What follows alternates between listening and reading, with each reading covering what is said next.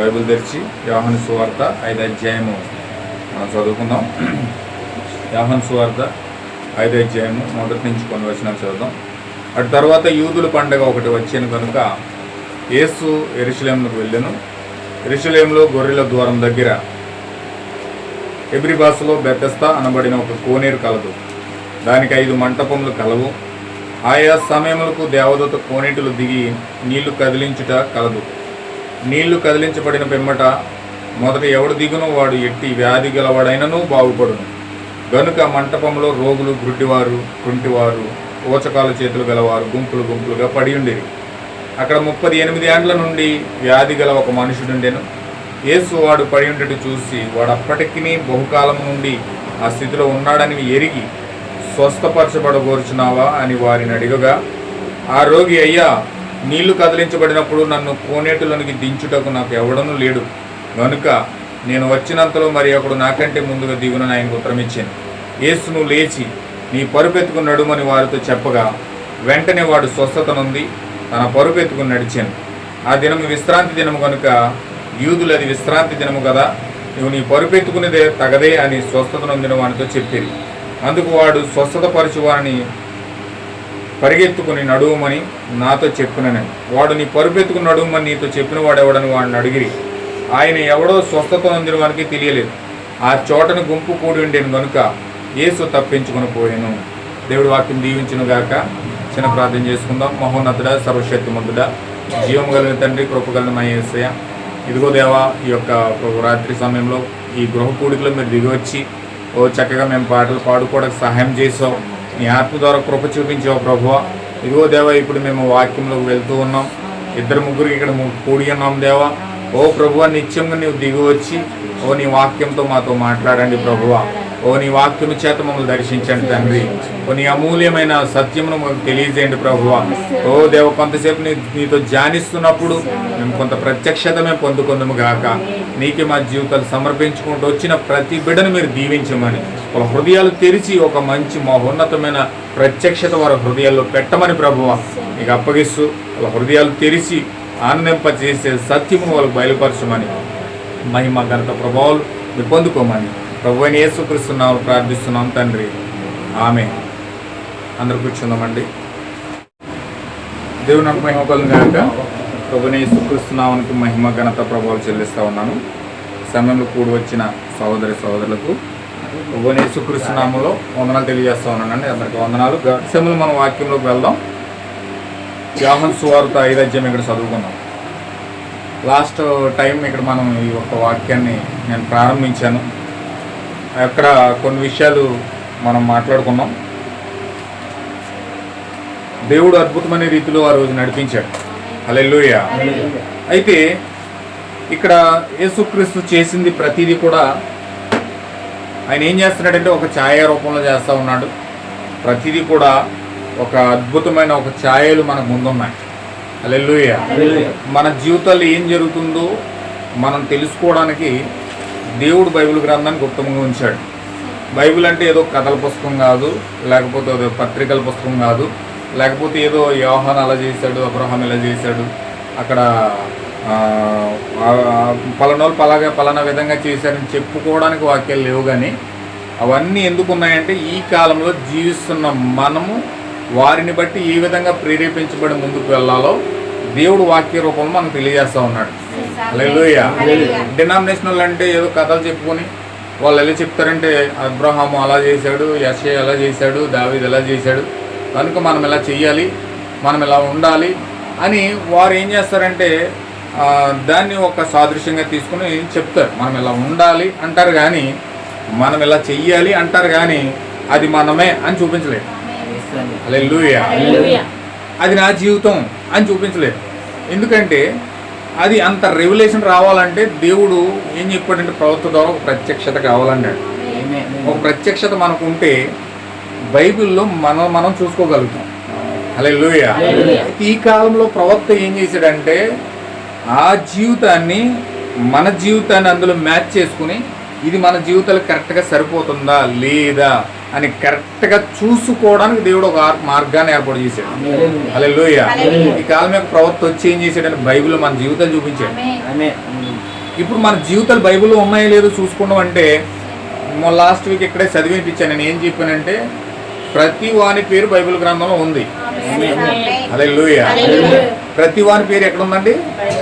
నీ పేరు ఉంది, నా పేరు ఉంది, అందరి పేర్లు కూడా బైబిల్లో ఉన్నాయి. అందుకే బైబిల్లో ప్రకటన గ్రంథంలో 20వ అధ్యాయంలో ఏం చెప్తున్నాడంటే, ఎవరి పేరైతే గొర్రెపిల్ల జీవ గ్రంథంలో లేదో వాళ్ళందరినీ తీసుకెళ్ళి అగ్ని గంధకాలు వేసేస్తాడు కానీ దేవుడు. అంటే ఖచ్చితంగా అందరి పేర్లు బైబిల్లో ఉన్నాయి. పేర్లు లేని వాళ్ళు ఉన్నారు, బయట ఉన్నవారు కూడా ఉన్నారు.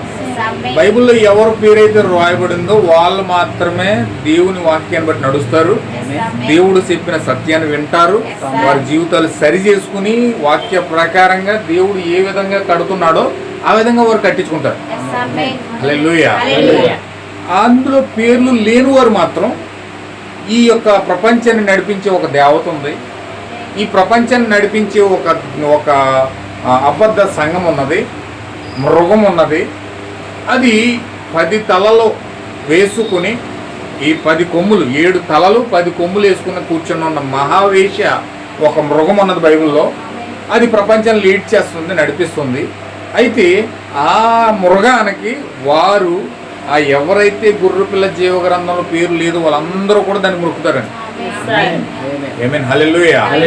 అంటే గొర్రెపిల్లకి ఎవరైతే ఆధారపడతారంటే, కేవలం గొర్రెపిల్ల జీవ గ్రంథంలో పేర్లు ఉన్న వాళ్ళు మాత్రమే గొర్రెపిల్లకు నమస్కారం చేస్తారు, గొర్రెపిల్ల లోపల తీసుకుంటారు. కానీ ఎవరి పేరు బైబిల్ గ్రంథంలో లేదో వాళ్ళు మాత్రం మృగాన్ని మొక్కుతారు. బైబిల్లో ఉంది, చూడండి ఒకసారి, మీకు చూపిస్తాను. బైబిల్ గ్రంథంలో చదవండి ఒకసారి. 17వ అధ్యాయం 8వ వచనం చదవండి. 8. నీవు చూసిన మృగం ఉండేను గాని పైకి వచ్చుటకును సిద్ధంగా ఉన్నది. చూడండి ఇక్కడ ఏమని చెప్తున్నాడంటే, ఇప్పుడు ఆ మృగం ఉన్నది, ఆ మృగంకి 7 తలకాయలు ఉన్నాయి, 10 కొమ్ములు ఉన్నాయి. అంటే 7 తలలు 10 కొమ్ములు కలిగిన మృగం ఏం చేస్తుందంటే సముద్రంలో నుంచి వస్తుంది. ఇది సముద్రంలో నుంచి వచ్చేసి దాని తోక ఆకాశం మట్టుకున్నదనమాట. దాని తోక ఆకాశం మట్టుకుండి 3వ భాగాన్ని దాని తోకతో లాగేస్తుంది. అంటే ఇంచుమించు ప్రపంచంలో 3% 4 భాగాలుగా భూమి ఉంది. ఇందులో 3 భాగాలుగా ఉన్న యొక్క ప్రపంచంలో ఉన్న జనాంగాన్ని అంతటినీ కూడా ఈ 10 తలలు 7 తలలు 10 కొమ్ములు కలిగిన మృగం ఏం చేస్తుందంటే, ఈ యొక్క మృగము ఆ 3 భాగాల్లో ఉన్న ప్రజలందరినీ ఆక్రమించేసింది. హల్లెలూయా. జాగ్రత్తగా మీరు వినాలి, నేను చాలా స్లోగా చెప్తాను, కొంచెం జాగ్రత్తగా మీరు పట్టుకుంటే దేవుడు అద్భుతమైన మర్మాన్ని ఈరోజు మనకు తెలియజేయబోతా ఉన్నాడు. అయితే ఈ యొక్క 7 తలలు 10 కొమ్ములు కలిగిన మృగం ఏం చేస్తుందంటే ప్రపంచంలో 3వ భాగాన్ని లాగేస్తుంది. అంటే ఇంచుమించు ప్రపంచంలో 3వ భాగం అంటే 1 భాగం మాత్రమే నిజమైన క్రైస్తవులు ఉన్నారు. 3 భాగాల క్రైస్తవులు, అబద్ధ క్రైస్తవులు, నాన్ క్రిస్టియన్స్, వీళ్ళందరూ కూడా ఏం చేస్తున్నారంటే ఈ యొక్క మృగం వెంట వెళ్ళిపోతున్నారు. ఎందుకు ఈ మృగం వెంట వెళ్తున్నారంటే ఇక్కడ ఏం చెప్తున్నాడంటే, ఆ యొక్క మృగం వెంట వెళ్ళిపోయి దేనికోసం అంటే, ఆ మృగము అగాధ జలములో నుంచి పైకి వస్తుందంట, నాశనానికి పోతుందంట. అది ఎక్కడి నుంచి ఎక్కడ వస్తుందంటే, అది అగాధ జలములో నుంచి వస్తుంది. అది అంటే అగాధంలో నుంచి వచ్చింది, భూమి మీదకి వచ్చింది అగాధంలో నుంచి. అంటే అగాధం అంటే ఏంటి? పాతాళం. పాతాళంలో నుంచి పైకి వచ్చింది ఆ మృగం. ఇప్పుడు ఆ మృగం పాతాళం నుంచి వచ్చేసి భూమి మీద ఉన్న 3% మందిని తిరిగి ఎక్కడ తీసుకెళ్తుంది? పాతాళం తీసుకెళ్ళిపోతుంది. అంటే అది పరలోకం నుంచి రాలేదు, అగాధంలో నుంచి వచ్చింది. ఆ 7 తలలు 10 కొమ్ములు కలిగిన మృగము, ఎర్రని ఘట సర్పం అది, దానిపైన ఒక స్త్రీ కూర్చుని ఉంది, ఒక సంఘం. అది స్త్రీ అనగా సంఘానికి సాదృశ్యం. ఇప్పుడు ఈ అబద్ధ సంఘం ఎక్కడి నుంచి వచ్చిందంటే, ఒక నిజ సంఘం పరలోకం నుంచి వచ్చింది, ఒక అబద్ధ సంఘం పాతాళం నుంచి వచ్చింది. హల్లెలూయా. దేవుని నామమునకు మహిమ కలుగును గాక. దేవుడు ఏర్పాటు చేసిన సంఘం ఏమో పరలోకం నుంచి వచ్చిందండి, కానీ సాతాను ఏర్పాటు చేసిన అబద్ధ సంఘం పాతాళం నుంచి వచ్చింది. ఇప్పుడు పాతాళం నుంచి అగాధంలో నుంచి వచ్చిన సంఘం ఏం చేస్తుందంటే, జనాలందరినీ పూడ్చుకుని అబద్ధాలన్నీ నేర్పించి అబద్ధాలన్నీ చేయించి తిరిగి ఎక్కడ తీసుకెళ్ళిపోతుంది? ఇది పాతాళాన్ని తీసుకెళ్ళిపోతుంది. ఆమేన్. హల్లెలూయా. ఇది నాశనంకు పోవడానికి సిద్ధంగా ఉంది. అయితే భూ నివాసులలో జగత్తి ఉత్పత్తికి మొదలుకొని జీవ గ్రంథమందు ఎవరి పేరైతే రాయబడలేదో, ఇక్కడ ఏమన్నాడు చూడండి, ఈ భూమికి పునాదులు వేయబడక ముందు దేవుడు గొర్రెపిల్ల జీవ గ్రంథం రాశాడు. దాన్ని మనం విమోచన గ్రంథం అంటున్నాం, రిడెంప్షన్ బుక్. ఇప్పుడు ఆ విమోచన గ్రంథంలో దేవుడు తన స్వహస్తాలతో కొన్ని పేర్లు రాసుకున్నాడు. హల్లెలూయా. ఆయన ఇష్టపడి ప్రేమించి దేవుడు కొంత జనాంగాన్ని ఏర్పాటు చేసుకున్నాడు. ఆ జనాంగంలో ఉన్న పేర్లన్నీ ఏం చేశాడంటే గొర్రెపిల్ల జీవ గ్రంథంలో రాసుకున్నాడు. హల్లెలూయా. ఎవరు పేరైతే రాశాడో వారు మాత్రమే గొర్రెపిల్లను పట్టుకుని ఉంటున్నారు. ఎవరు పేరైతే రాయబడలేదు, ఆ గ్రంథంలో వారి పేరు లేదు, వీళ్ళందరూ ఏం చేస్తున్నారంటే గొర్రెపిల్ల జీవ గ్రంథం మంది ఎవరి పేరు రాయబడలేదో వారు ఆ మృగం ఉండేని కానీ ఇప్పుడు లేదు, అయితే ముందుకు వచ్చుతున్న సంగతి తెలుసుకొని ఆశ్చర్యపడుదురు. హల్లెలూయా. ఇంకొక చోట చెప్తున్నాడు, ఏమో 13వ అధ్యాయంలో ఉంటుంది అది. అక్కడ ఏం చెప్తున్నాడంటే ఇప్పుడు ఈ యొక్క పేరు లేని వాళ్ళందరూ మొత్తం ఏం చేస్తారంటే ఆ 7 తలలు 10 కొమ్ములు కలిగిన మృగం వెంట వెళ్ళిపోతాడు. ఏమైనా హల్లెలూయా. వీళ్ళందరూ ఎవరైతే పేరు లేదో, గొర్రెపిల్ల గ్రంథంలో దేవుడు ఎవరి పేరైతే రాయలేదో వాళ్ళందరూ కూడా ఏం చేస్తారంటే ఆ మృగం వెంట వెళ్ళిపోతారు. వీళ్ళకి అమాయక జీవులు అనమాట. వీళ్ళకి సత్యం తెలీదు, నిజం తెలీదు, అబద్ధము తెలీదు. వీళ్ళు కాలంతో పాటు నడుచుకుంటా వెళ్ళిపోయి పడిపోతారు అంతే. అవకాశవాదులు అటు ఇటు తిరుగుతా రకరకాలుగా ముందుకు ప్రయాణం చేసుకుంటా వాళ్ళు ఆశలు చూపుతారు. కాబట్టి ఈ అబద్ధ సంఘం ఎన్నో ఆశలు చూపుతుంది. ఇల్లు కడుతుంది, బియ్యం బస్తాలు ఇస్తుంది, ఆర్థికంగా సాయం చేస్తుంది, రకరకాలుగా ఆర్థికంగా భౌతికంగా అన్ని అవకాశాలు చూపించి మనుషులు లాక్కుంటుంది. హల్లెలూయా. ఆ వీళ్ళు ఏం చేస్తారంటే దేవుడు ఎక్కడ ఉన్నాడో మనకే తెలుస్తుంది, ఉన్నాడో లేదో తెలీదు, ప్రజెంట్ మన అవసరాలు తీర్తే సరిపోతుంది అని చెప్పి వీళ్ళు కూడా ఆలోచించి వీళ్ళు ఏం చేస్తారంటే ఆ ప్రస్తుతం అందున్న పరిస్థితుల వైపు చూస్తూ వారు ముందుకెళ్ళిపోతారు. ఏట అవకాశం ఉంటే వాటి వెళ్ళిపోవడానికి ప్రయత్నం చేస్తారు. ఎందుకంటే వీళ్ళ పేరు లేదు, గొర్రెపిల్ల జీవ గ్రంథంలో వారి పేరు లేదు, దేవుడు వారి పేరుని విమోచన గ్రంథంలో రాయలేదు. హల్లెలూయా. దేవునికి మహిమ కలుగాక. చూడండి, అక్కడ వాళ్ళు పేర్లు లేని ఏమైపోతున్నారు మరి చూడండి ఒకసారి. అక్కడ 20వ అధ్యాయంలో ఆ ప్రకటన గ్రంథం 20వ అధ్యాయము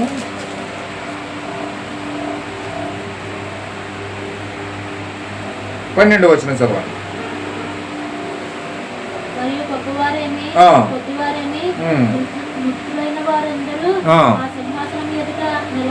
నిలబడి చూచి తిని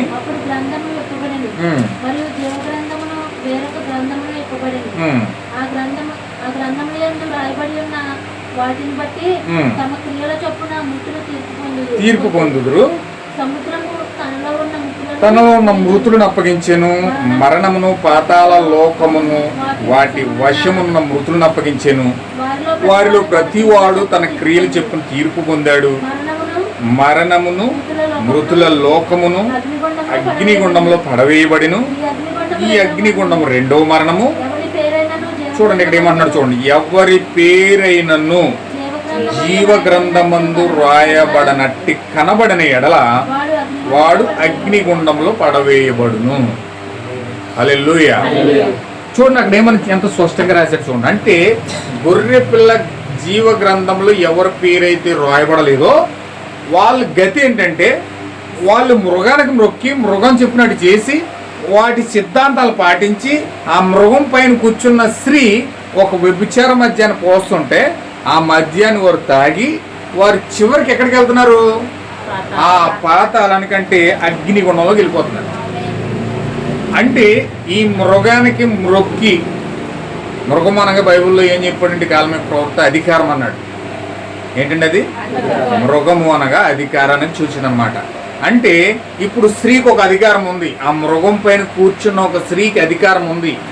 ఏం అధికారం ఉన్నదని ప్రపంచాన్ని ఆక్యుపై చేసుకుని ఆ ప్రపంచాన్ని 10 రాజ్యాలు ఆమె చేతిలో ఉన్నాయి. 10 రాజ్యాలు అంటే మనకు తెలుసు. 10 రాజ్యాలు అంటే 5 పశ్చిమ రాజ్యాలు, 5 తూర్పు రాజ్యాలు. తూర్పు రాజ్యాలకు ప్రాతినిధ్యం వహించేది రష్యా, పశ్చిమ రాజ్యాలకు ప్రాతినిధ్యం వహించేది అమెరికా. ఇప్పుడు వాటికి రెండిట్లకి బెర్నిల్ వాల్స్ ఉన్నాయి. అది ఆ యొక్క ఐరన్ వాల్స్ కట్టుకుని ఆ యొక్క సపరేట్ అయిపోయి 5 రాజ్యాలని రష్యా పరిపాలిస్తుంది, 5 రాజ్యాలని అమెరికా పరిపాలిస్తూ ఉంది. అంటే ప్రపంచాన్ని 10 రాజ్యాలుగా విభాగించారు. 5 రాజ్యాలు రష్యా తీసుకుంది, 5 రాజ్యాలు అమెరికా తీసుకుంది. ఇప్పుడు ఈ రెండు కూడా అక్కడ కూర్చుని ఏమి అక్కడ చేస్తున్నాయంటే ఆ యొక్క స్త్రీ ఏం చేస్తుంది, 10 రాజ్యాలను ఆక్యుపై చేసుకుని ప్రపంచాన్నంతా ఆక్యుపై చేసుకుని ఈమె పరిపాలన చేస్తూ ఉంది. ఈమెకు ఒక అధికారం ఉంది. హల్లెలూయా. ప్రపంచాన్ని ఆక్యుపై చేసుకోగలిగిన అధికారం దేవుడు ఆమెకి ఇచ్చాడు. ఆమెకు అధికారం ఉంది. ఇప్పుడు అధికారంతో శాసిస్తుంది. సంఘం మేమే సంఘం, మేము చెప్పినట్టు చెయ్యాలి. ఇదిగో మేము పాపక్షమాపణ పత్రాలు ఇస్తున్నామంటే దీని ప్రకారంగా మీరు చెయ్యాలి. లేకపోతే ఇదిగో మేము పాత్పరిచర్య చేయాలంటే మేము పెట్టామంటే చెయ్యాలి. ఇదిగో మేము వీళ్ళకి ఆజ్ఞ జారీ చేసామంటే దేవుడు కాదు, సంఘముగా మేము చెప్తున్నాం. సంఘముగా మేము చెప్తున్నామంటే ఖచ్చితంగా ఇది మీరు చెయ్యాల్సి తీరాల్సిందే. ఇదిగో మేము క్రిస్మస్ రాసిచ్చాం, ఖచ్చితంగా మీరు ఆ టైం వచ్చి క్రిస్మస్ చేయాలంతే. ఇదిగో ఈస్టర్ ఈ డేట్ని పెట్టాం, మీరు అందరూ ఈస్టర్ ఆ రోజు డేట్ చెయ్యాలంతే. అది బైబిల్లో ఉందా లేదా అన్నది మీకు అనవసరం. సంఘం డేట్ పెట్టింది, దాని ప్రకారంగా మీరు చెయ్యాల్సిందే. సంఘం ఈ యొక్క పండగ మెన్షన్ చేసింది, మొత్తం సంఘ త్రిసభ్య కమిటీ దీన్ని ఏర్పాటు చేసింది, ఖచ్చితంగా మీరు చేయాల్సిందే అని ఏం చేసిందంటే ఈ సంఘము రూల్స్, డేట్స్, పండగలు, ఆచారాలు, సాంప్రదాయాలు అన్ని సంఘానికి టైం టేబుల్ ఇచ్చేసింది. హల్లెలూయా. 325వ శతాబ్దంలో ఈ టైం టేబుల్ ఆ యొక్క సంఘం ఇచ్చేసింది. ఇప్పుడు అవునన్నా కాదన్నా ఖచ్చితంగా వాళ్ళందరూ చేయాల్సిందే.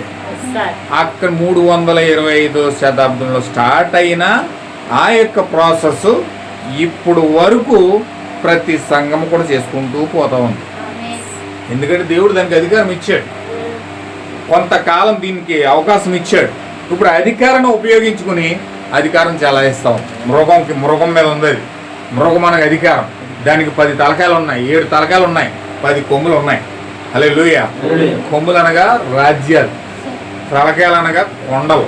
ఇప్పుడు 7 కొండల మీద కూర్చొని ఈ 10 రాజ్యాలని కూడా ఆక్యుపై చేసుకుని ఆ యొక్క స్త్రీ పరిపాలన చేస్తూ ఉంది. వ్యభిచార మద్యం వేసి ప్రతి ఒక్కడికి తాగిపిస్తుంటే వాడు తాగేసి రోడ్లంట దొల్లునట్టుగా మొత్తం పాపంలో దొల్లేస్తున్నాడు. హల్లెలూయా. అంటే వ్యభిచార మద్యం అనగా ఏంటి? బోధ, అబద్ధ బోధ. ఇప్పుడు ఆ 7 కొండల మీద కూర్చుని ప్రపంచానికి ఏం పోస్తుందండి? అబద్ధ బోధ పోస్తుంది. 7 కొండల మీద కూర్చున్న స్త్రీ సంఘం ఏం చేస్తుందంటే ప్రపంచానికి ఆ యొక్క అబద్ధ బోధన ప్రకటిస్తూ ఉంది. ఇప్పుడు ప్రతి సంఘము కూడా బోధన బోధించాల్సిందే. బోధించలేదా వాడిని తీసుకెళ్ళి జైలు వేయడము, శిరస్సు నరికించడము, సింహాలకు వేసేయడము, లేకపోతే రకరకాల పనులు అపోస్తుల మీద ప్రయోగించారు. హల్లెలూయా. వింటున్నారు కదా, అర్థమవుతుంది కదండి. ఇప్పుడు 68 లక్షల మంది ఆ సంఘానికి ఆహుతైపోయారు. ఎంతమంది? 68 లక్షల మంది ఆహుతైపోయారు ఆ సంఘం పేరు చెప్పి. దాని చేతిలో రక్తంతో, గొర్రెపిల్ల రక్తంతో మత్తిల్లిపోయిందంట. అంత భయంకరంగా నిజమైన పరిశుద్ధులను చంపుకుంటా పోయిందండి. ఎవరైనా అడ్డం తిరిగితే ఇది వాక్యము బైబిల్లో ఇలా ఉంది, ఇలా చెయ్యాలి అని ఎవరైనా ఎదురు తిరిగి వాక్యాన్ని బోధించాడా వెంటనే 10 మందిని లేపి చుట్టూగా మోహించేసి ఆ యొక్క వ్యక్తిని చంపించేసి అంత ప్రయత్నాలు చేస్తాం. ఏమి హల్లెలూయా. అయితే ఈ యొక్క మృగము ఆ విధంగా వెళ్తుంది. విమోచన గ్రంథంలో ఎవరి పేరైతే రాయబడి ఉందో వాళ్ళు ఈ మృగాన్ని గుర్తుపడతారు. ఎవరి పేరైతే గ్రంథంలో ఉందో వారు ఈ యొక్క అబద్ధ సంఘాన్ని గుర్తిస్తారండి. మిగతా దేవుడు బైబిల్లో పేరు రాయకపోతే అతను నిజానికి, సత్యానికి, అబద్ధానికి తేడా తెలియదు. వాళ్ళు ఏదో గోదట్లో దొంగల్లా కొట్టుకుపోతారు కానీ నిజానికి, అబద్ధానికి తెలియకుండా, ఎవరు నిజం చెప్తున్నారు, ఎవరు సత్యం చెప్తున్నారో తెలియకుండా వాళ్ళు అయోమయమైన పరిస్థితులు అలాగే కాలం అనే తెరలో కొట్టుకుపోతూ ఉంటారు తప్ప వారికి ఎంత మాత్రం కూడా ఇది నిజము, ఇది అబద్ధము అని తేడా తెలియదండి.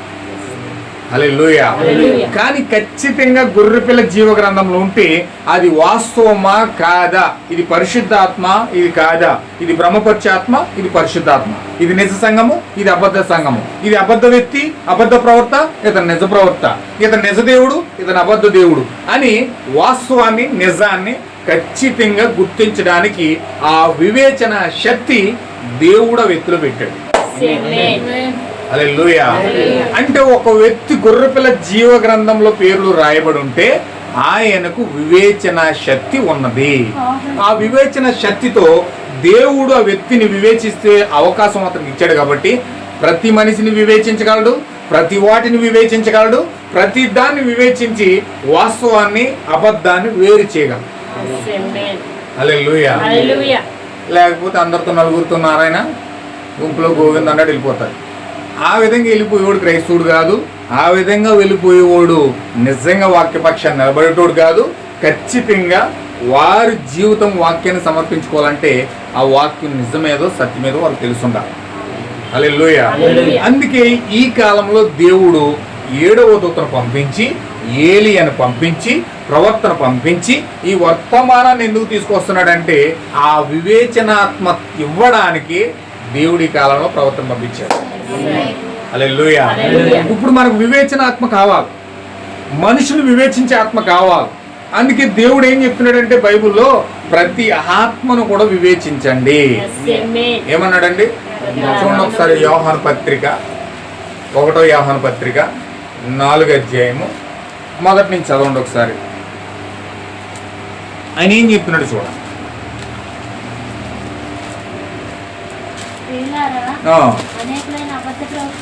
అనేకులైన అబద్ధ ప్రవక్తలు లోకంలోనికి బయలు వెళ్ళి ఉన్నారు. ప్రతి ఆత్మను నమ్మక పరిశీలించమన్నాడండి. పరిశీలించమన్నాడా? ప్రియులారా మీకు ఒక నిజం చెప్తున్నాను. ఆ నిజం ఏంటంటే లోకంలోనికి అనేక మంది అబద్ధ ప్రవక్తలు బయలుదేరారు.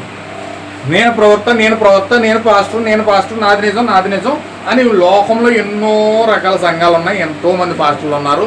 ఎంతో మంది సంఘాల్లో పెద్ద పెద్దగా వారు నేనే నిజము అని చెప్పుకుంటున్నారు.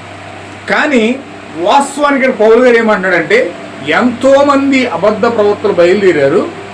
కానీ మీరు తెలుసుకోవాల్సిన విషయం ఏంటంటే ప్రతి ఆత్మను కూడా నమ్మకుండా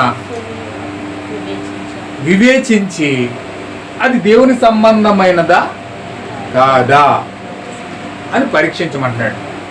హల్లెలూయా. పరీక్షించాలా వద్దా? ఖచ్చితంగా పరిశీలించే వివేచన శక్తి దేవుని కుమారుడికి ఇచ్చాడు. ఇప్పుడు వివేచించకపోతే మనము అందరితో కలిపి కొట్టుకుంటూ వెళ్ళిపోతాం. కానీ ఖచ్చితంగా వివేచించాలి. ఇతను పరిశుద్ధాత్మ ఉన్నదా లేదా, ఇతను నిజం కలిగి ఉన్నాడా లేదా, ఇతని జీవితంలో సత్యము ఉందా లేదా అని ఖచ్చితంగా పరిశీలించడానికి దేవుడు పరిశీలించే వివేచన ఆత్మ దేవుని కుమారులో పెట్టాడు. హల్లెలూయా. ఖచ్చితంగా వివేచించాలి. ప్రతి ఆత్మ దేవుని సంబంధమైందా కాదా. ఇంకేం చెప్తున్నాడు చూడండి, అక్కడ చదవనమ్మా. యేసుక్రీస్తు శరీరధారి అయి వచ్చినని ఏ ఆత్మ ఒప్పుకుంటుందో అది మాత్రమే దేవుని సంబంధమైంది. హల్లెలూయా. క్లారిటీ ఇచ్చేసాడు పౌలు గారు. ఏం చెప్తున్నాడంటే యేసుక్రీస్తు శరీరధారి అయి వచ్చినని ఏ ఆత్మ ఒప్పుకుంటుందో అది దేవుని సంబంధమైన పౌలు గారు చెప్తున్నాడు. ఆ పౌలు గారు చెప్పిందే యోహాను చెప్పాడు. ఆది యందు వాక్యం ఉండెను, వాక్యము దేవుని యొద్ద ఉండెను, ఆ వాక్యమే దేవుడై ఉండెను, ఆ వాక్యమే శరీరధారి అయి. హల్లెలూయా. ఏమైందండి వాక్యము? ఆ వాక్యమే శరీరధారి అయి, యేసుయే శరీరధారి అయి దేవుడు శరీరంలోకి వచ్చాడు. హల్లెలూయా. ఎలాగని ఏ ఆత్మ చెబుతుందో ఆ ఆత్మ మాత్రమే దేవుని సంబంధమైంది. కానీ ఇక్కడ ముఖ్యమైన విషయం ఏంటంటే దేవుడు శరీరంలోకి వచ్చాడు అని చెప్పడానికి బదులుగా దెయ్యం ఎలాంటి ప్రసంగం మొదలు పెట్టిందని దేవుడు పరలోకంలో ఉన్నాడు, కుమారుడు వచ్చాడని చెప్తున్నాడు. హల్లెలూయా. కానీ దేవుడు అలా చెప్పమంటలేదు. ఇక పౌలు గారు అలా చెప్పమంటలేదు. ఇక్కడ అలా చెప్తే అది అబద్ధం అంటున్నాడు. పౌలు గారు ఏం చెప్తున్నాడంటే యేసు క్రీస్తు శరీరధారి అయి వచ్చేనని ఏ ఆత్మ ఒప్పుకుంటుందో అది దేవుని సంబంధమైనది అన్నాడు. సేమ్ అదే వాక్యాన్ని యోహాను గారు చెప్పాడు. ఆ వాక్యమే శరీరధారి అయ్యింది అన్నాడు. కానీ ఈరోజు మహానుభావులు ఏం చేస్తున్నారు? కొంతమంది పీఠాధిపతులు మఠాధిపతులు ఆ త్రిసభ్య కమిటీ ఏర్పాటు చేసిన ఆ మృగం ఏం చెప్తుందంటే దేవుడు పైన ఉన్నాడు, కుమారుడికి ఎందుకు వచ్చాడు అంటున్నాడు. హల్లెలూయా. దేవుడికి మరణం లేదు, కుమారుడికి మరణం ఉంది కాబట్టి దేవుడు కుమారుడిగా రాలేదు. దేవుడు వేరు, కుమారుడు వేరు. అందుకే మనం పుట్టినరోజు చచ్చిన రోజు కూడా చేస్తున్నాం అని చెప్పి ఈరోజు పుట్టిన ఆ యొక్క శ్రమల కాలాలు చేసేస్తున్నారు. బైబిల్లో లేని శ్రమల కాలాలు పెట్టి వాళ్ళు 40 రోజులు ఉత్సవాలు పెట్టుకుని ఆ ఉత్సవాలు ఈరోజు సంఘాల్లో నడిపిస్తూ ఉన్నారు. హల్లెలూయా. దేవుడు చెప్పమన్నది ఏంటి, వీళ్ళు చేస్తున్నది ఏంటి? ఒకవేళ వివేచన ఆత్మ మనకు ఉన్నదనుకోండి, వివేచించే ఆ స్టామినా, ఆ శక్తి దేవుడు మనకి ఇచ్చాడు అనుకోండి, మీ పేరు గొర్రెపిల్ల జీవ గ్రంథంలో రాయబడి ఉన్నదనుకోండి, ఖచ్చితంగా మీరు ఆలోచిస్తారు. ఇది లేనప్పుడు, దేవుడు ఆ విధంగా చెప్పనప్పుడు యేసు క్రీస్తు శరీరధారి అయి వచ్చేనని ఏ ఆత్మ ఒప్పుకుంటుందో ఆ ఆత్మ దేవుని సంబంధమైంది అన్నాడు. ఇప్పుడు దేవుడు శరీరధారి అయితే అని పుట్టుకుంటుందా? మరణం ఉంటుందా? దేవుడు ఆ జ్ఞానం ఉన్నది కాబట్టే ఆయన పుట్టినరోజు చచ్చిపోయిన రోజు బైబిల్లో రాయలేదు. హల్లెలూయా. లేకపోతే ఎంత సృష్టినంతా చేసిన దేవుడు, నిన్ను నన్ను సృష్టించిన అద్భుతమైన సృష్టి దేవుడు సృష్టి పెట్టినప్పుడు బైబిల్ ఎంత అక్షరాలతో ఇంచుమించు కొన్ని వందల సంవత్సరాలు బైబిల్ రాసింది. ఇప్పుడు దేవుడు ప్రపంచమంతా పుట్టినరోజు చేసుకుంటాడంటే డేట్ మెన్షన్ చేయడం బైబిల్లో. నా పిల్లలు కొట్టుకు చచ్చిపోతారు బాబు, ఏ డేట్ని ఎప్పుడు చేస్తారో తెలీదు. సంవత్సరం జనవరి 1 మొదలెడతారు, డిసెంబర్ 1 మొదలెడతారు, జనవరి 31 వరకు చేసుకుంటూనే ఉంటారు. ఏ డేట్ మెన్షన్ చేస్తే నా యొక్క పిల్లలు కన్ఫ్యూజ్లోకి వెళ్లకుండా ఉండాలంటే నేను డేట్ రాసిస్తే కన్ఫ్యూజ్ లేకుండా ఉంటుంది కదా, ఆ డేట్లో చేసుకుంటారని దేవుడు తెలీదా? ఆయన భవిష్యత్ జ్ఞానం ఎరిగిన దేవుడు కదా. ఈ ప్రపంచం ఎంత అల్లాకులంగా డేట్ల విషయంలో కల్లోలం అయిపోతుందని తెలిసిన దేవుడు ఆ డేట్ బైబిల్లో రాయడా? బాబు, నా పిల్లలారా, మీరు అందరూ నా పుట్టినరోజుని మీరు సంతోషంగా చేసుకోండి, ఆనందంగా చేసుకోండి, కేకులు కట్ చేసుకోండి, బెలూన్లు కట్ చేసుకోండి, డ్యాన్స్లు ఏంటి, సింధులు ఏంటి అని చెప్పి దేవుడు బైబిల్లో రాయడండి. రాస్తాడా? రాయడా? ఖచ్చితంగా రాస్తాడు. అలాగే 40 రోజులు శ్రమల కాలం చేయండి. అయినా మీరు ఎంతో ఆసక్తిగా ఉన్నారు ప్రతిరోజు ప్రార్థనకి వెళ్తాకి, అందుచేత మీరు 40 రోజులు మీరు నా కోసం మీరు సమర్పించుకొని మీరు చక్కగా ప్రార్థన చేసుకున్న ఆయన బైబిల్లో రాయడా? రాస్తాడా? రాయడండి. ఖచ్చితంగా రాస్తాడు.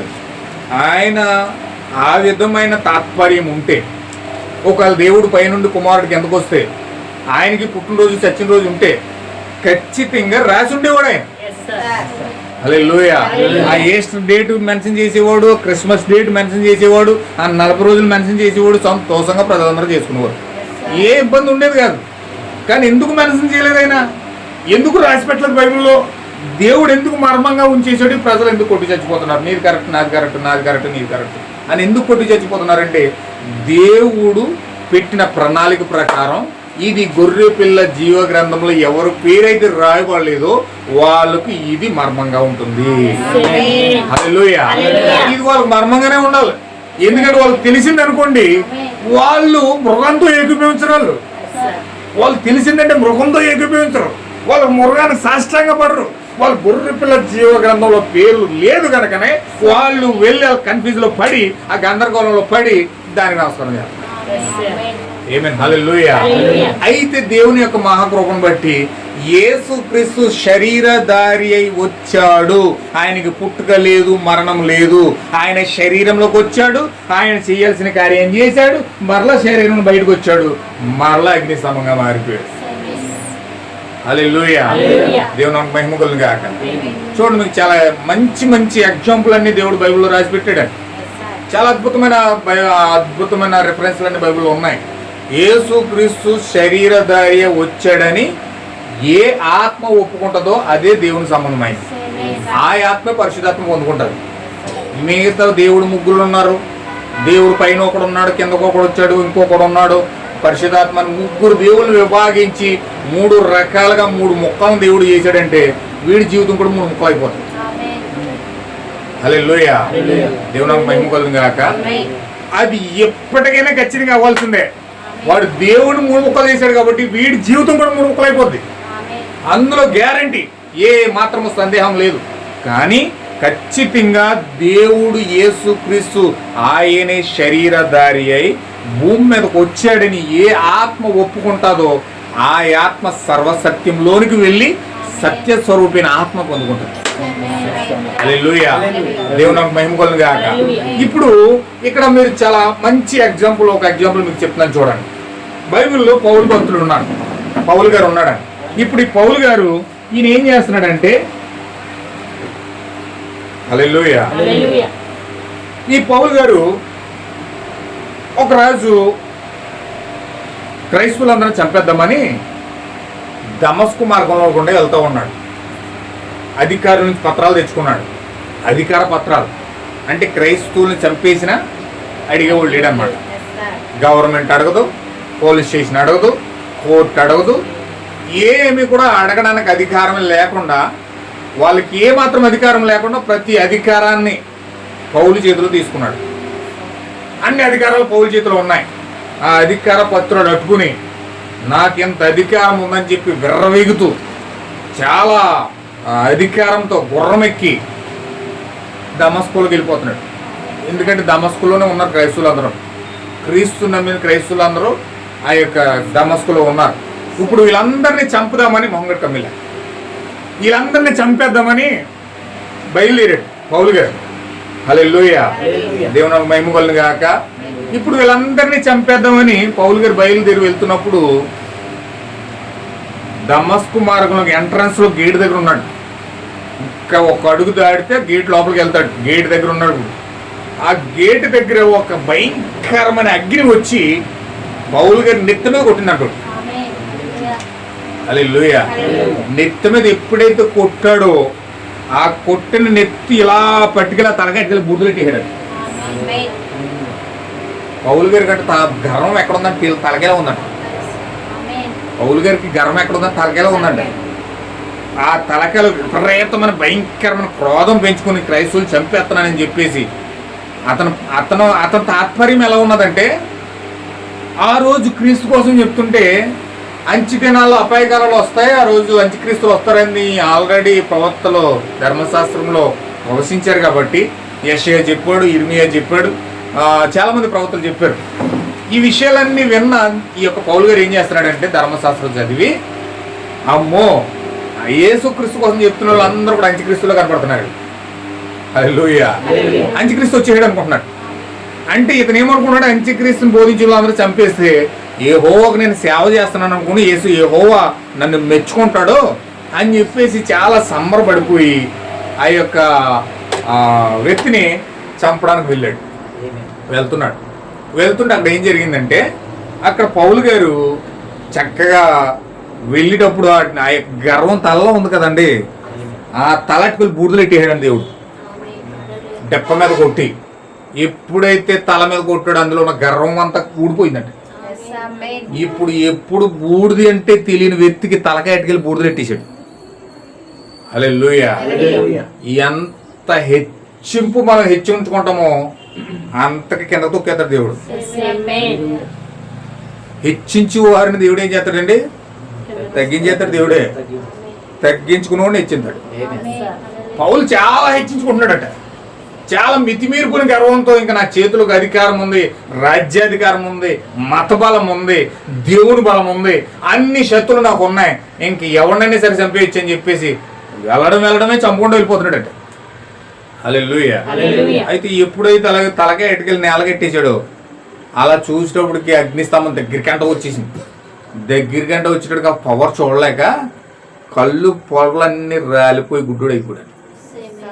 కళ్ళు గుడ్డోడైపోయాడు, మొహమంతా బూడిదైపోయింది. ఆ బూడిదలో దొరుకుతున్నాడు గిలగిలకలు కొట్టుకుంటే. ఎవరు నన్ను ఎంత అధికారం కలిగిన వ్యక్తిని, ఎంత ప్రౌడ్నెస్ కలిగిన వ్యక్తిని, ఎంత బలమైన వ్యక్తిని, రాజ్యాధికారం కలిగిన వ్యక్తిని, మత బలం కలిగిన వ్యక్తిని, ఎవరు ఇంతలా నన్ను బూడిదలో ముఖం పెట్టిలా చేసేసాడు, ఎవరు వ్యక్తిని అలా చూసాడు. అగ్నిస్తంభం వచ్చి ముఖం మీద ఇలా వాడుతుందట.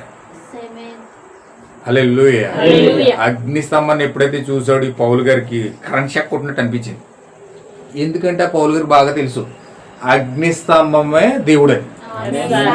ఆయన బాగా చదివాడు. ఏం చదివాడంటే ఇజ్రాయెల్ ప్రజలు నడిపించింది ఎవరు? అగ్నిస్తంభం నడిపించింది. రాత్రి అగ్నిస్తంభంలో, పగలు మేఘస్తంభం నడిపించాడు. అమ్మో, ఈ అగ్నిస్తంభం ఎవరొక దేవుడు అని ప్రభువా అన్నాడు. ప్రభువా అన్నాడు కానీ మళ్ళీ డౌట్ వచ్చేసింది.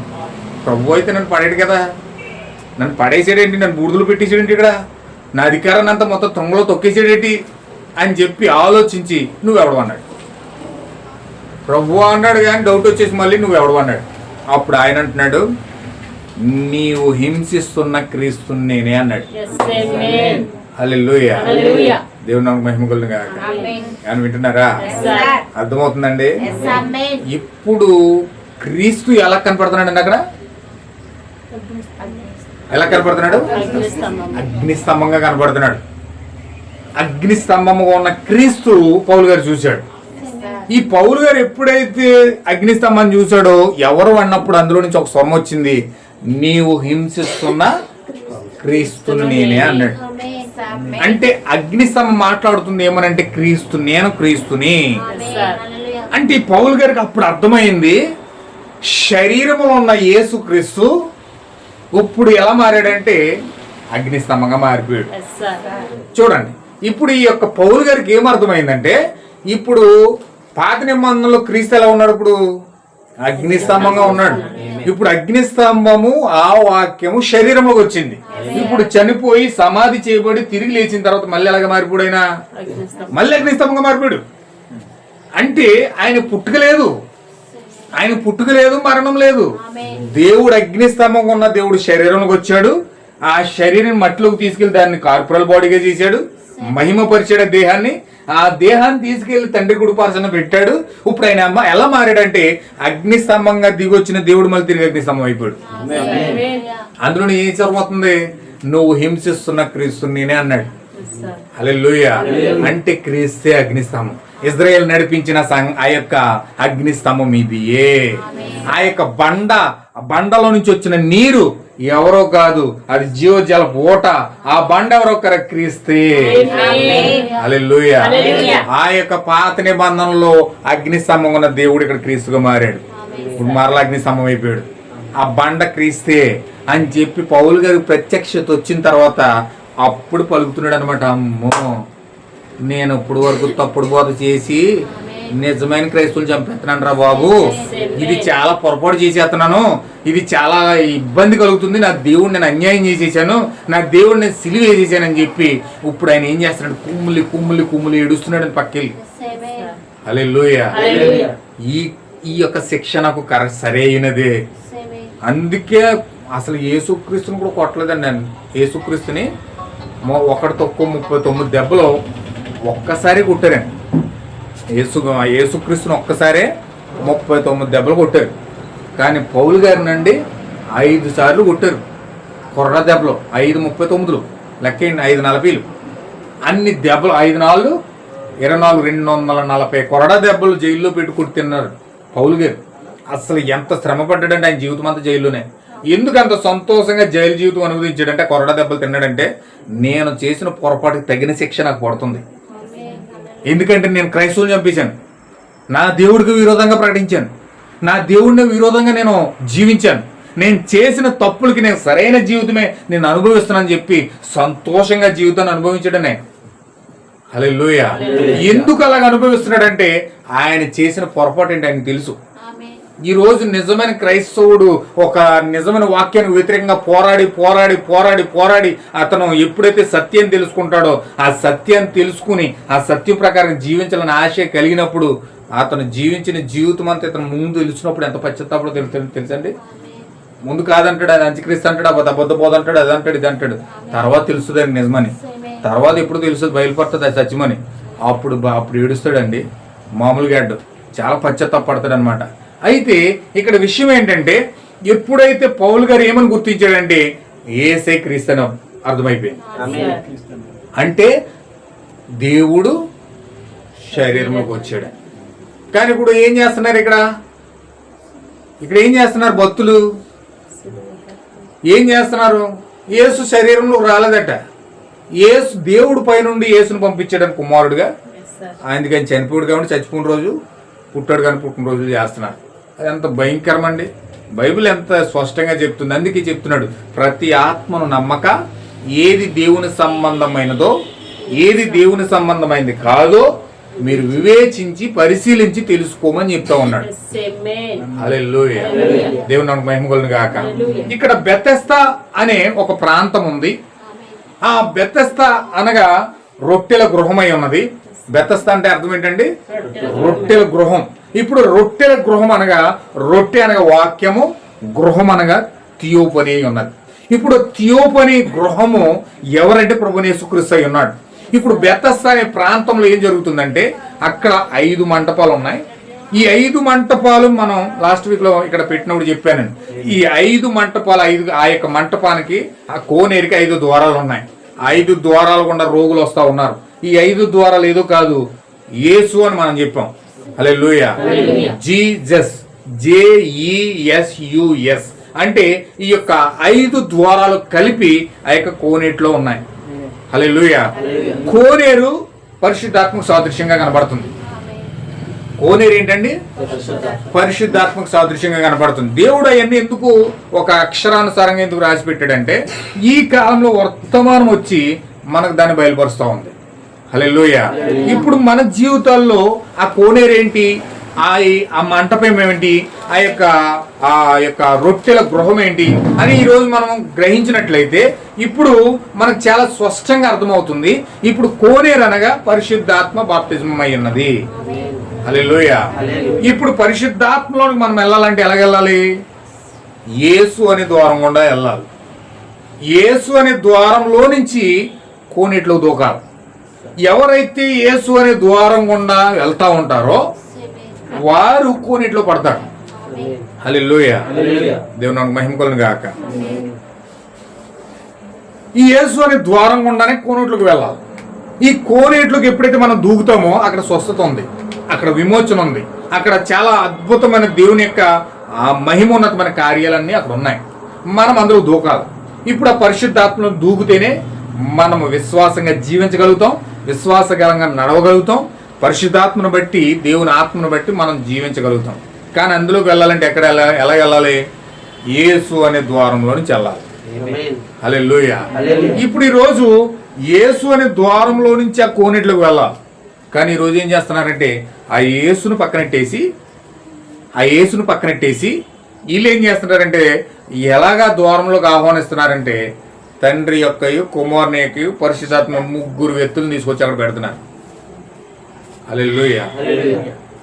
పరిశుద్ధాత్మ పొందుకోవడానికి దేవుడు ఏమని మార్గం పెట్టాడంటే పరిశుద్ధాత్మలోనికి ఎలా ప్రవేశించాలంటే ఆ యొక్క పరిశుద్ధాత్మలోకి ప్రవేశించే మార్గం పరిశుద్ధాత్మలోకి ప్రవేశించే మార్గం దేవుడు ఎక్కడ పెట్టాడంటే ఇప్పుడు ఆయనలోకి వెళ్ళగలంటే యేసు క్రీస్తు ద్వారా వెళ్ళాలి. మనం యేసుని దర్శించి యేసు క్రీస్తు ద్వారా పరిశుద్ధాత్మలోకి వెళ్ళాలి. హల్లెలూయా. కానీ ఈరోజు యేసుని పక్కనెట్టేశారు, యేసు నామాన్ని పక్కనెట్టేశారు, ప్రభువైన యేసు క్రీస్తుని పక్కనెట్టేశారు.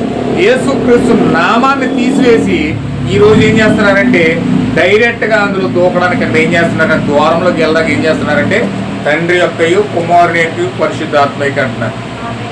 ఇప్పుడు ఇది పౌలు ప్రత్యక్షతకు సరిపోతుందా? హల్లెలూయా. ఏమండి, పౌలు గారు ఏం చెప్పాడు? దేవుళ్ళలోకి వెళ్ళాలంటే పరిశుద్ధాత్మ పొందుకోవాలంటే ఏమని చెప్పాడు? ప్రభు అయిన యేసు క్రీస్తు ద్వారా వెళ్ళమని, ఆయనే శరీరధారి అయిన దేవుడని, ఆయనే రక్తం కార్చిన దేవుడని, ఆయనే మనల్ని విమోచించిన దేవుడని పౌలు గారు చాలా స్పష్టంగా చెప్తా ఉన్నాడు. హల్లెలూయా. యేసు క్రీస్తు శరీరధారి అయి వచ్చినని ఏ ఆత్మ ఒప్పుకుంటుందో ఆ ఆత్మ పరిశుద్ధాత్మ పొందుకుంటారు. కానీ వీళ్ళు ఏం చేస్తున్నారు? తండ్రి కోటి, పరిశుద్ధాత్మ కోటి, పరిశుద్ధాత్మ కుమారుడు కోటి అని చెప్పి 3 రకాలుగా విభాగించి ఆ ద్వారంలో పంపిస్తున్నారు. ఆత్మ పొందుకుండా అంటున్నారు. అక్కడ ఆత్మ రావట్లేదు. ఏమొస్తుంది?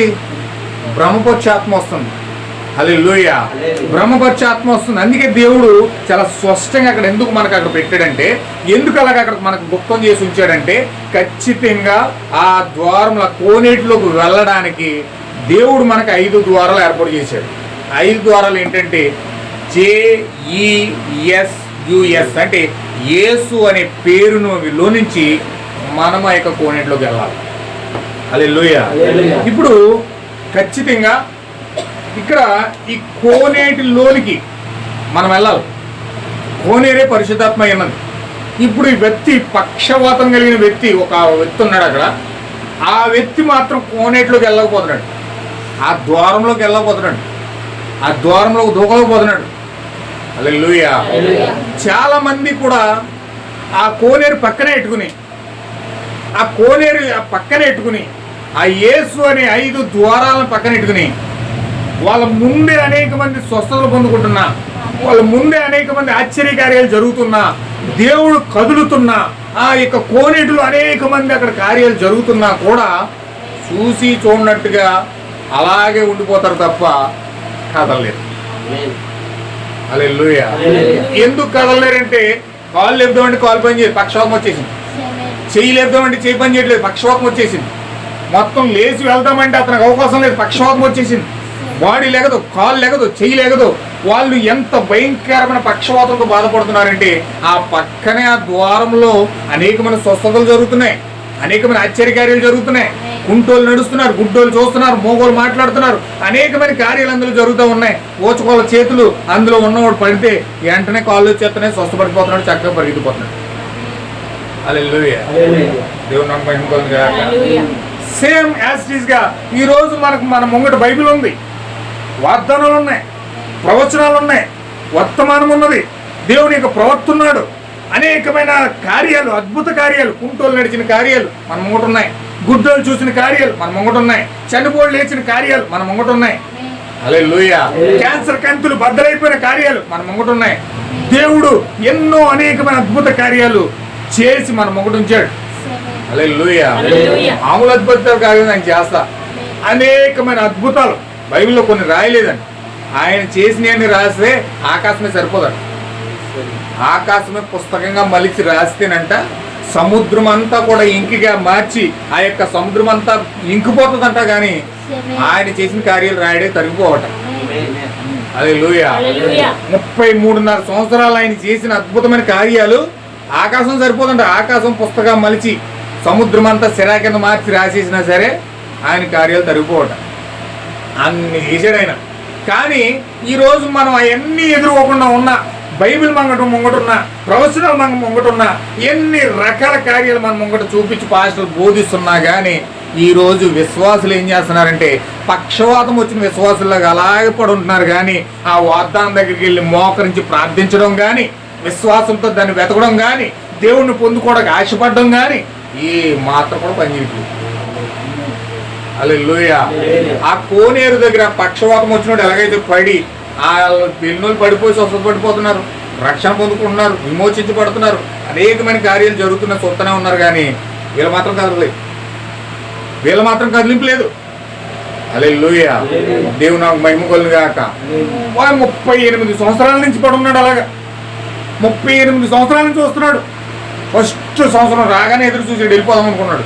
పోనీ వెళ్ళిపోదాం అంటే ఇతను ఎవరో లేపాలి, ఎవరన్నా పిలిచి నన్ను లేపంటారు, నేను వెళ్ళి దూకుతాను ఆయన చెప్పే లోపల ఇంకోటి వచ్చి పడిపోతున్నాడు. హల్లెలూయా. అక్కడ కోనేటిలోకి ఒక దూత దిగుతుంది.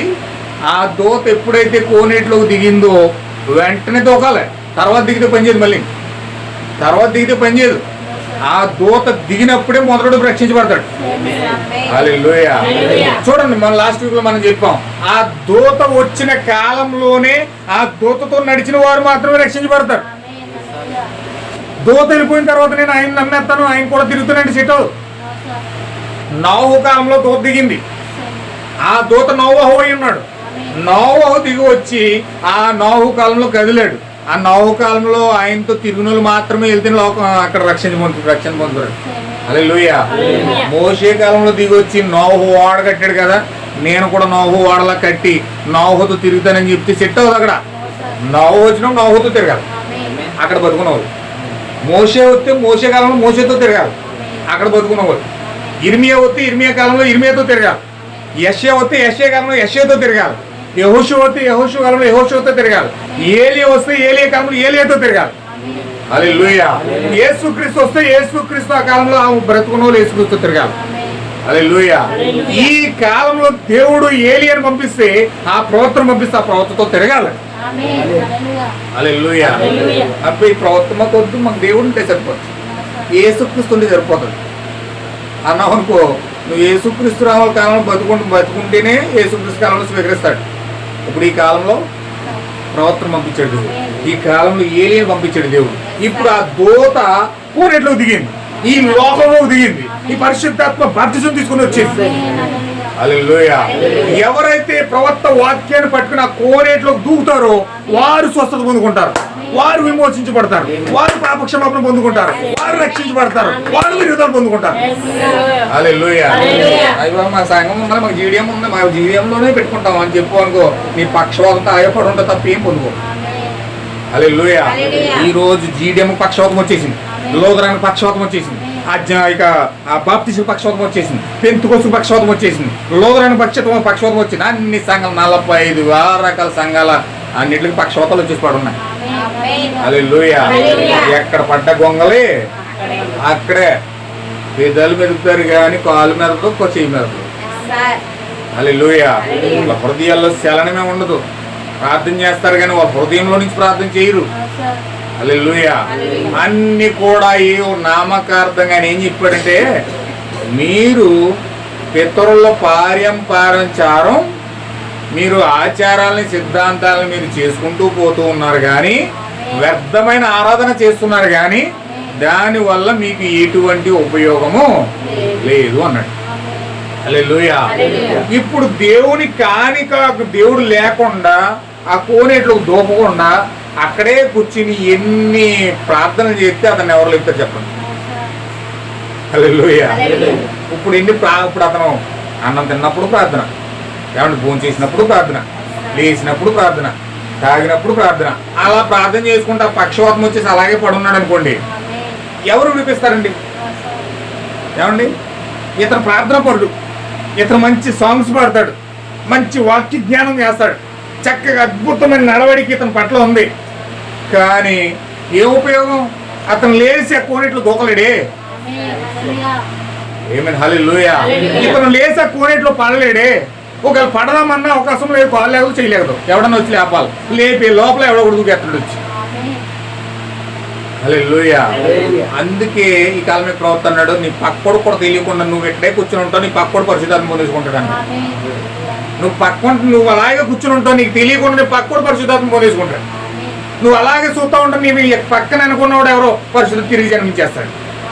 హల్లెలూయా. ఇతను మాత్రం అలాగే పడి ఉంటాడు. హల్లెలూయా. 38 సంవత్సరాల నుంచి ఎదురు చూస్తున్నాడు అంత వ్యక్తి, కానీ ఏం జరగట్లేదు. ప్రతి సంవత్సరం దూకొస్తుంది, దూకుదామని ఎదురు చూస్తున్నాడు, అవకాశం లేదు, కాళ్ళు లేగట్లేదు, చెయ్యి లేగట్లేదు. ఈరోజు చాలా మంది అలాగే చలనం లేనట్లుగా పడి ఉన్నారు. దేవుని పిల్లలు ఎక్కడెక్కడ ఉన్నారంటే అలాగా ఆ సంఘాల్లో చలనం లేదు, పరిశుద్ధాత్మ ఉత్తేజం లేదు, పరిశుద్ధాత్మ ఉద్యమం లేదు, పరిశుద్ధాత్మ జీవం లేదు, దేవుని యొక్క కార్యాలు వాళ్ళ జీవితంలో లేవు, విశ్వాసం లేదు, సద్గుణం లేదు, ప్రేమ లేదు, అంతా కూడా అక్రమం విస్తరించడం చేత ప్రేమ చల్లారిపోయి దేవుణ్ణి చూడలేని గుడ్డితనంలోకి వెళ్ళిపోయి. హల్లెలూయా. ఈరోజు పక్షవాతం సంఘాల్లోకి వచ్చేసిన కారణం చేత చేయలేకట్లేదు. పక్షవాతం అంటే తెలుసు కదా మీకు, పక్షవాతం అంటే ఏ పక్కకు బ్లడ్ తిరగట్లేదు అక్కడ కాళ్ళు తిరిగిపోతాయి, బ్లడ్ సర్క్యులేట్ అవ్వలేదంటే తలలోకి వెళ్ళలేదు అనుకుంటే బ్లడ్ తలకే గడగట్టేసి మొత్తం బీసిపోతుంది. తల బీసిపోయిందంటే చెయ్యి మొత్తం ఎడం కొల్ల లాగేస్తుంది. హల్లెలూయా. అలాగే ఈరోజు సంఘాలకు పక్షవాతం వచ్చేసిందండి. ఆ సంఘాలకు పక్షవాతం వచ్చేస్తే సంఘంలో ఉన్న విశ్వాసులు ఎలా ఉంటారు? వెళ్తారు, ప్రార్థన చేస్తారు, దేవుడు నిన్ను దీవించిన కాకంటారు, వెళ్ళేమో దేవరని దీవెనలు కొంచెం పాడుకుంటారు, వచ్చేస్తారు మామూలు. హల్లెలూయా. నువ్వు ఇప్పుడు వెళ్తున్నారు కదా సంఘాల్లోనే సిలువేసి ఎత్తండి, సిలువేడికి వెళ్తున్నారు కదా, కూర్చున్నాను చెప్పి కూర్చుంటారు, సిలువ చెంత చేరిన నాడు అంటారు. ఇంటికి వచ్చి టీవీ దగ్గరికి వచ్చి అక్కడ సిలువ చెంత చేరారు, ఇక్కడ టీవీ చెంతకు చేరారు. హల్లెలూయా. అక్కడ ఉన్నని చెప్పు కన్నీళ్ళు వచ్చేస్తాయి, ఇక్కడ ఉన్నని చెప్పు ఆనందం వచ్చేస్తాయి. అంటే ఎంత భయంకరంగా ఈరోజు ఉన్నారంటే పక్షవాతం వచ్చేసింది. మరి ఏం చేస్తారు? కదలం లేదు, చలనం లేదు. అసలు మనం విశ్వాసం కలిగి ఉన్నామా లేదా, అసలు నేను వాక్య ప్రకారంగా భక్తి చేస్తున్నానా లేదా చెక్ చేసుకునేది ఏం లేదు. ఏదో అలా ముందుకెళ్ళిపోవడమే. పక్షవాతాలు వచ్చేసినాయి. నిజమైన విశ్వాసులు కూడా పక్షవాతం వచ్చేసిన సంఘాల్లోకి వచ్చినాయి. వీళ్ళు కూడా ఏం చేస్తున్నారు, వీళ్ళు ఇక్కడ పక్షవాతం వచ్చింది. బ్లడ్ సర్క్యులేట్ అవ్వట్లేదు, యేసుక్రీస్తు రక్తం పాస్ అవ్వట్లేదు. పాస్ అవుతే అక్కడ జీవం కలుగుతుంది, పాస్ అవుతే అక్కడ పరిశుద్ధాత్మ కలుగుతుంది, కానీ యేసుక్రీస్తు రక్తం వెళ్తలేదు అక్కడికి. హల్లెలూయా. అయితే ఈ దేవుని కుమారులు అక్కడక్కడ సంఘాల్లో పడున్నారు కాబట్టి, వీళ్ళ పక్షవాతం వచ్చేసింది కాబట్టి, ఇంకా కదిలించిన నీళ్ళు కదులుతున్న దూకలేని స్థితిలో ఉన్నారు కాబట్టి, ఇప్పుడు వారి కోసం దేవుడు ఏం చేస్తున్నాడంటే ఆయనే శరీరధారిగా మారి, హల్లెలూయా, వాక్యమే శరీరధారిగా మారి దేవుడే శరీరంలోకి వచ్చి ఇప్పుడు ఏం చేస్తున్నాడు, ఒక ప్రవక్త రూపంలో ఆ యొక్క పక్షవాతం వచ్చిన వ్యక్తి దగ్గరికి నడుచుకుంటూ వెళ్తున్నాడు. Hallelujah. That is coming of Jesus Lord Christ. Hallelujah. దేవుడే రాకడగా ఆయనే ఒక ప్రవక్తలోనికి దిగి తన పిల్లల దగ్గరికి వెళ్తున్నాడు. ఎందుకంటే గొర్రెపిల్ల జీవగ్రంథం పేరు రాశాడు మరి. హల్లెలూయా. ఈ పక్షవాతం ఉన్న సంఘంలో ఏ వ్యక్తి అయితే పడున్నాడో, కదలలేని స్థితిలో ఉన్నాడో, కానీ ఆ వ్యక్తి పేరు మాత్రం బైబిల్ గ్రంథంలో దేవుడు జీవగ్రంథంలో రాసేసాడు. హల్లెలూయా. జీవగ్రంథంలో పేరుంది కానీ పక్షవాతంతో పడున్నాడు అక్కడ. హల్లెలూయా. జీవగ్రంథంలో దేవుడు పేరు రాశాడు కానీ పక్షవాతంతో పడున్నాడు.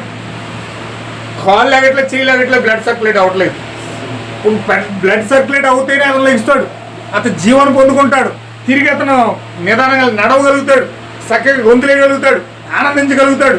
అన్ని రకాలుగా అతని ఉత్తేజం అతని జీవితంలో రావాలంటే మొత్తం బాడీ అంతా బ్లడ్ సర్క్యులేట్ అవ్వాలి. హల్లెలూయా. ఇప్పుడు ఆ యొక్క బ్లడ్ సర్క్యులేట్ చేయడానికి దేవుడు ఏం చేస్తున్నాడంటే ఆ యొక్క దేవుడే శరీరంలోకి వచ్చి ఆయన ఏం చేస్తున్నాడు, నడుచుకుంటూ పక్షవాతం కలిగిన వ్యక్తి దగ్గరికి వెళ్తున్నాడు. హల్లెలూయా.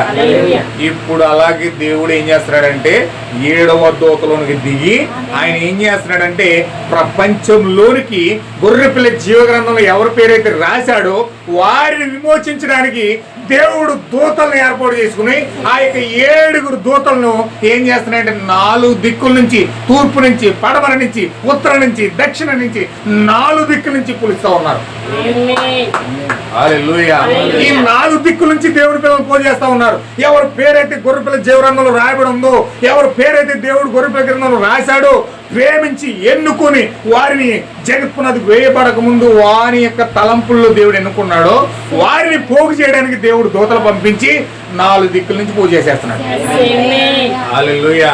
ఈ 4 దిక్కుల్లో సంఘాల్లో పక్షవాతం వచ్చేసిన సంఘాల్లో కూర్చుని వాళ్ళు ఏడుస్తున్నారు, మా విమోచన ఎప్పుడు ప్రభువా, నాకు ఎప్పుడు కాళ్ళు వస్తుంది ప్రభువా, నాకు ఎప్పుడు చేతులు వస్తాయి ప్రభువా. అది వాడు చూడు చక్కగా పరిగెట్టేస్తున్నాడు 2 కాళ్ళు వేసుకుని, నేను ఎప్పుడు పరిగెడతాను ప్రభువా. హల్లెలూయా.